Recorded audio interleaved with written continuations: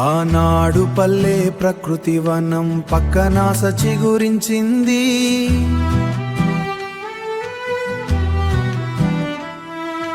ప్రగతి భవనం కడతామని ఊరికి మాట ఇచ్చింది.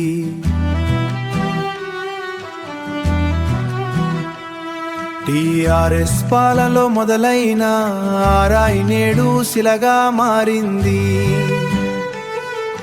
జిల్లెల్ల గడ్డపై నిరుపయోగంగా నిలబడి ఉంది.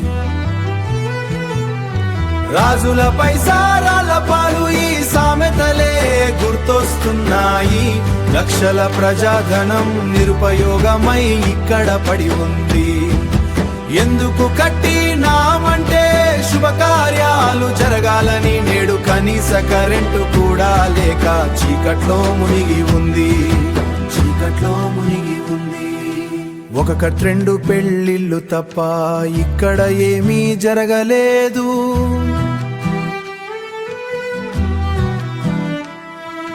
గ్రామ మీటింగుల మాట దేవుడెగు గబ్బిలాలు చేరాయి.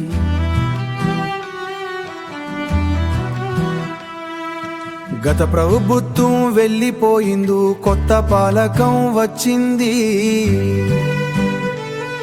కానీ భవనం తలుపులు మాత్రం ఇంకా మూసే ఉన్నాయి. రాజులపై సారాల పాలు ఈ సామెతలే గుర్తొస్తున్నాయి. లక్షల ప్రజాధనం నిరుపయోగమై ఇక్కడ పడి ఉంది. ఎందుకు కట్టినామంటే శుభకార్యాలు జరగాలని. నేడు కనీస కరెంటు కూడా లేక చీకట్లో మునిగి ఉంది.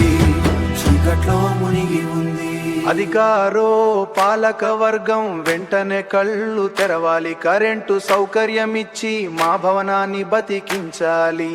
సామాన్య ప్రజల శుభకార్యాలకు దాన్ని అందుబాటులోకి తేవాలి. సామాన్య ప్రజలందరి కలలు దానికి అందుబాటులోకి తేవాలి. జిల్లెల్ల ప్రజల కోరికిదే